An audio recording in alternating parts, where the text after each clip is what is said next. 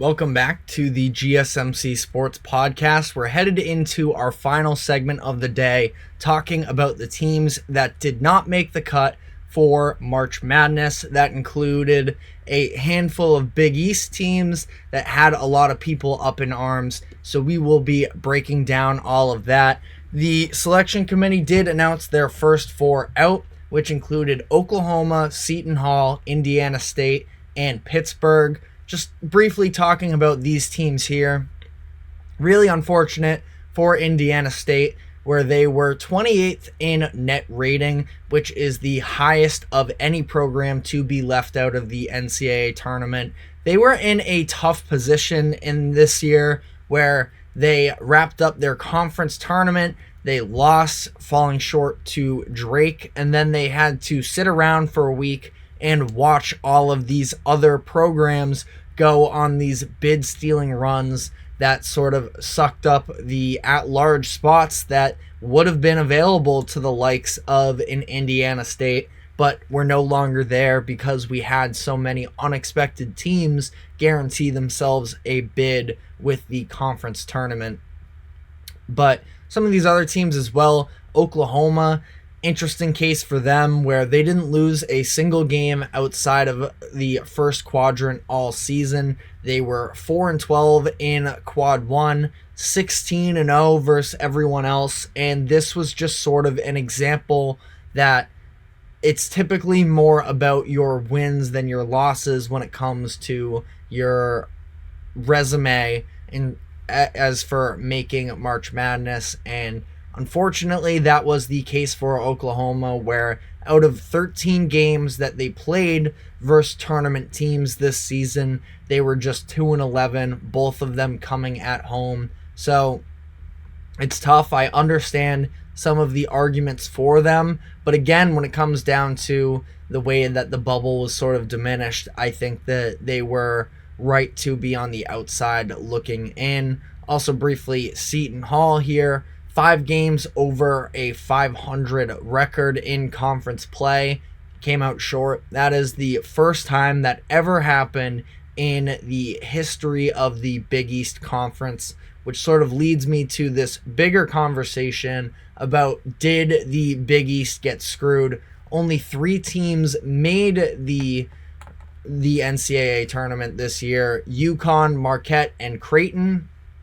That's the least amount that have been representing the Big East since 1993. St. John's, Providence, and Seton Hall all had arguments to be in, were in that bubble conversation for much of the season, and they find themselves on the outside looking in. All of them finished with 20 or more wins, and unfortunately for Providence in this case, relying on your wins alone was not enough to get them in. They had beaten Creighton twice. They beat Marquette once. They also had a win against Wisconsin, but it wasn't enough. And again, like we've sort of alluded to, the problem was how many teams stole bids in winning their conference tournaments, where UAB, NC State, Duquesne, Oregon, New Mexico all likely wouldn't have been at-large bids if they didn't win their conference, and instead they do, so that is 5 less spots available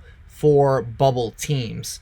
Ultimately, I do think that it's just sort of the way that everything played out in this circumstance. I don't think that it was any sort of a specific dig at the Big East, which is one of the best conferences in college basketball, but again, the circumstances surrounding those coveted spots just sort of did not play out in the favor of many of these teams that were hoping to make their way in. Now, it's interesting now because of the conversations that come from that. We've talked sort of about the idea of whether or not the NCAA should expand March Madness, where I personally don't believe that they should, but do believe that that's the direction we're headed in, and it's just sort of the reality of the situation.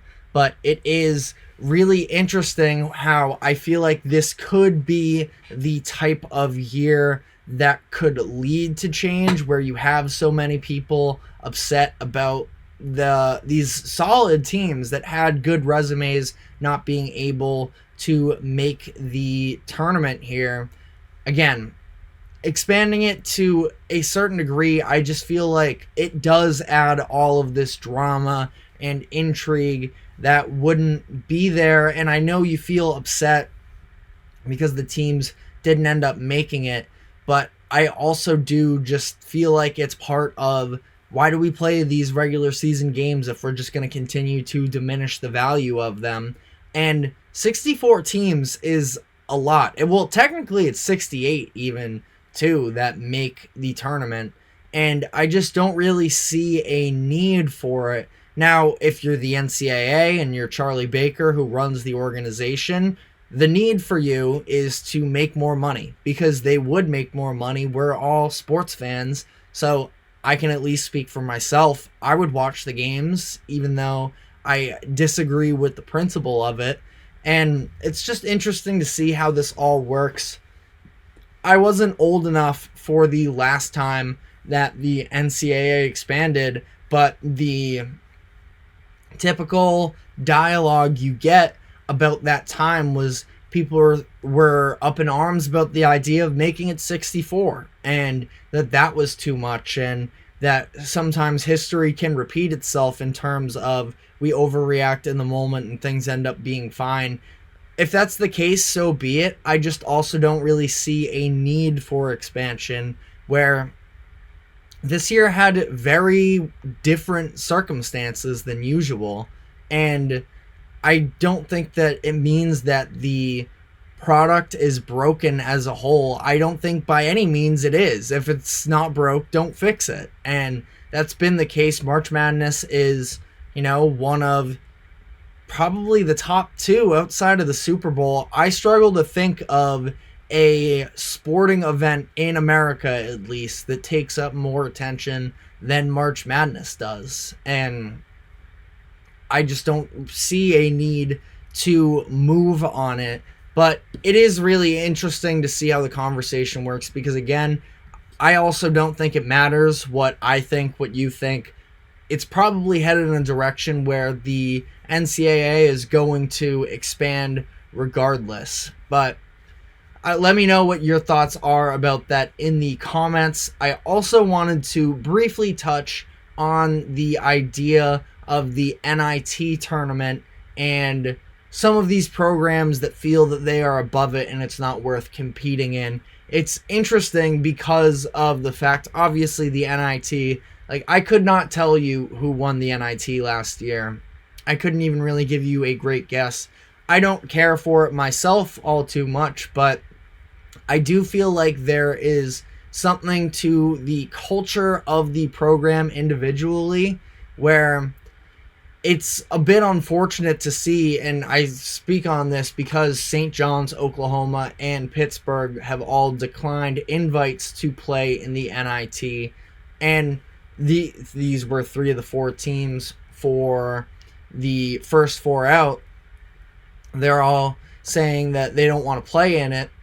The team that is playing in it is Providence, and what I like about that is just the fact that, maybe Devin Carter doesn't play. He could be a potential NBA guy, who knows, but Kim English comes in with his first year in the program, and he's still sort of developing what it's like to be a part of Friar Nation there, and he isn't sort of taking any shortcuts, where I just don't feel that's the same way with Rick Pitino. And Pitino, when he was asked about whether or not they should make it, he didn't sound like he was overly upset about it, wasn't complaining, griping about it egregiously. I just think that it's kind of lame also to have the season end like this, where he still feels like he kind of has a lot to prove. Obviously, his overall legacy in basketball, not necessarily, but he just got to St. John's, and there's only so long we can hold it over him, but the rant that he went on about his players and saying that they're not good enough, essentially, for him. This is the least fun he's ever had coaching an individual team. Sure, they rallied around. They started winning some games.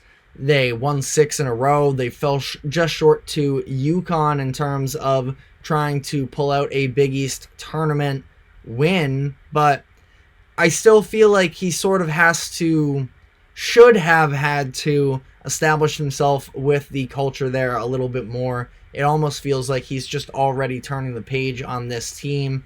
And maybe that's what it is. Maybe the players didn't want to be a part of it. I don't know, but I do feel like it's a little bit of a disappointing result. Again, I'm saying this from someone who openly admits I don't watch the NIT tournament. So maybe I'm overdoing it right now with this, but I just feel like for a lot of these programs to act like you're above this tournament, where I wouldn't say that any of these programs from Oklahoma, Pittsburgh, St. John's are at a level where they should feel like they're too good for this tournament. Now, again, maybe it's on the players. We don't really have details as to truly who is behind them pulling out, and that's not something we will ever have, but just wanted to give some thoughts on that. But that is all we have time for today. Thank you very much for tuning in. Thank you to the GSMC Sports Network for allowing us to host this show. We will be back tomorrow, same time, 2 o'clock. So we will see you then.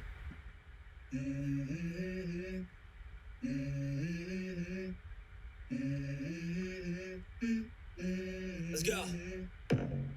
I wake up to a little bit of drool on my pillow, feel like it's gonna be a bad day. Yeah, I'm tired of shit, and the coffee ain't hit yet. Damn, ain't that great. I don't wanna